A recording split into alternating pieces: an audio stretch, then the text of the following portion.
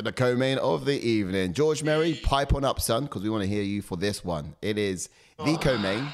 The women's strawweight title bout is going to be contested between Zhang Weili and also Yan Jinan. So this is China fighting China. We've got 24-3 for Weili Zhang in the red corner and 17-3-0 with one no contest. That's Yan Jinan's record in the blue corner. Now, yeah, this fight is a little tricky. You know, if we talk about the evolution of these girls, both have shown some pretty impressive improvement over the years. I've been impressed with Yan Jinan's performance of late, of course, in a recent KO against Andrade, but also just quickly touch on Weili Zhang. The fact that this girl's evolved in so many ways since her comeback run, it's just been absolutely amazing. She's a triple threat. She's an absolute lethal weapon. And I wouldn't be surprised if the Triad clans probably hire her for like private security, some sort of gang thing going on out there in China. But do you think she's, I guess... yeah, I put it. Do you think she's single and want to marry me? I'll make you laugh, but no, I think she has this any which way she likes. You know, what do you think is going to be standing out the most? Is it going to be standing with her, or is she going to be wrestling with her? What do you think she'll be looking at? Who's that for Weili? Yeah, for Weili Zhang. What's she going to be doing? Oh, what Weili, like you said there, spot on it, sort of intro for Weili. She deserves it. Like she's improving in every single fight. She just gets better and better and better. And I think she's going to even go another level against Yan Jinan. And I think, obviously, like we said earlier, Carla Esparza's kind of give us the sort of blueprint of beating someone like Yan Jinan. I know she does have great takedown defense. Don't get me wrong. Obviously, we've seen it against Mackenzie Dern. Mackenzie Dern tried multiple times to get her down.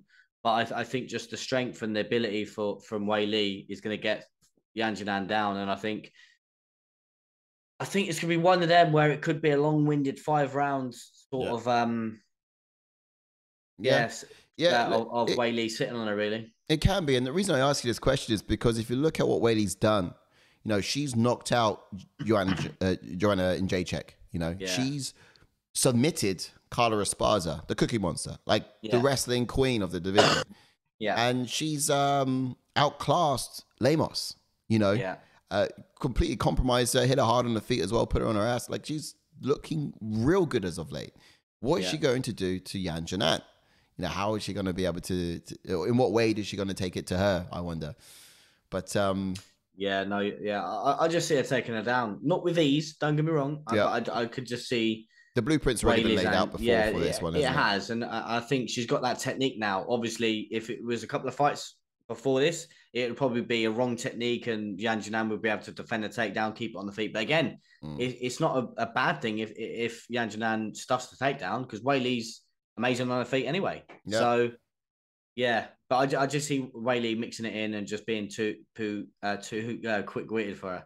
Yeah, and let's look at Yan Jinan because, as I said, that performance against Andrade, it was superb. It was actually really good. Like she knocked her out, and that was something, of course, that George Merry was saying in the chats was why he's going to pick her. But I got to tell you, George, this fact alone worries me more than it gives me confidence, and here's why.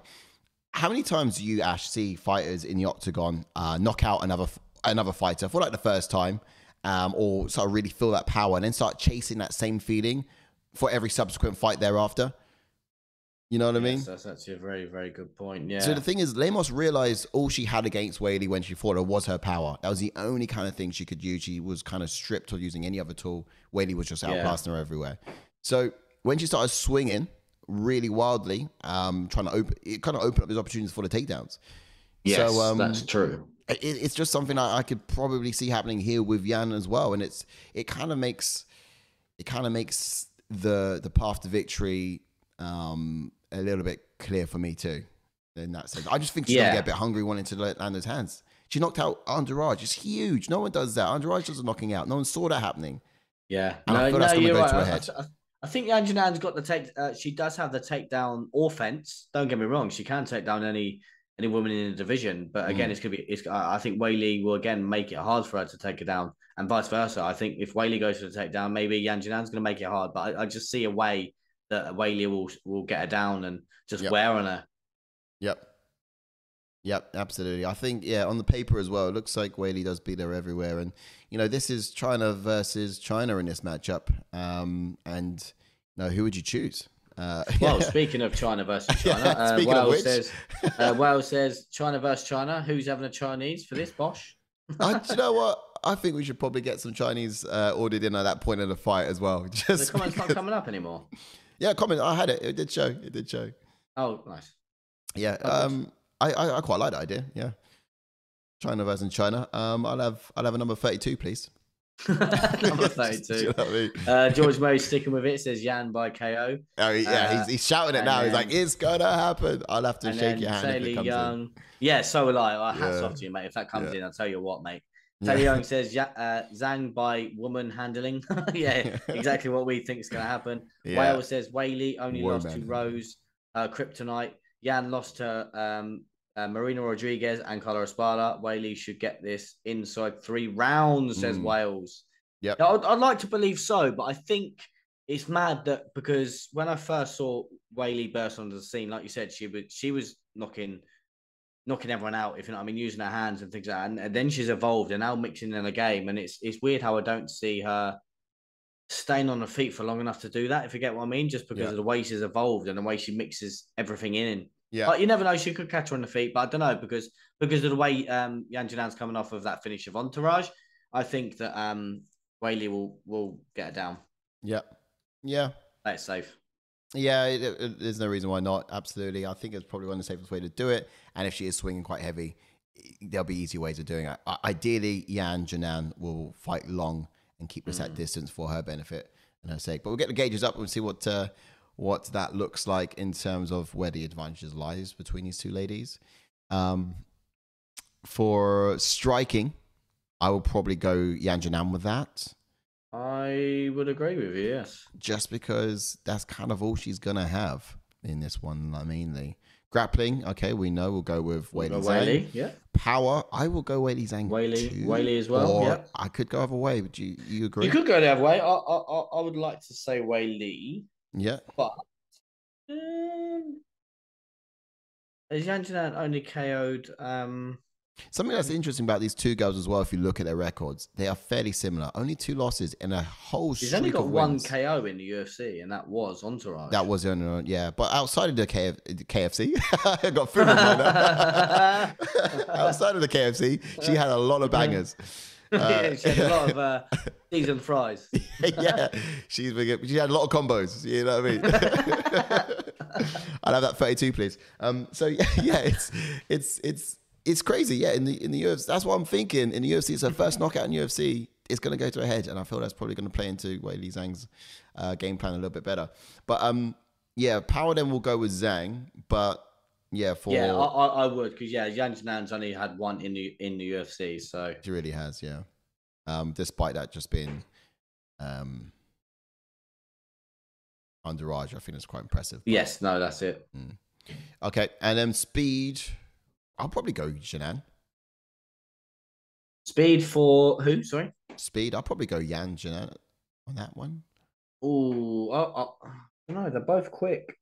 Quick. I'd like to say Weili for speed. Yeah. Yeah. Okay, we'll go Weili on that one. And then cardio, I think, would be Weili as well. But why do I think speed for Janan? No, I don't know. While you're thinking about that, George Murray says, boys, let's make a bet. If Weili wins, I get your number 32. But if Yan wins, you get me a 32. Done. I'll make that deal with you. I want you to show me a picture of your local Chinese. And then what's number 32? Exactly. And then I can order it and whip it to your house. But vice versa. It's going to be like wong tong soup or something. Yeah. Oh, man.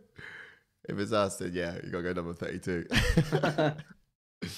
Brilliant. All right. Well, look, I think that's reminiscent. You know, we're going right down the left-hand side there, almost dominating. Mad, isn't it? It's mad. Yeah. Reds galore here in red corner for Weili Zhang, who's going to be looking to be better in every area pretty much. And I think it's probably going to look like that way on the night too. But that's got me. Yeah, there might be some respect between these women being from the same nation. You fancy a bit of wong tong soup? Do a wonton soup, lads. Oh man, no, not me. I'm never Wong. So all right. So yeah, I'm happy with that. I think I will go for Weili Zhang on the night as well. Sorry, George. Same. Yeah, sorry, George.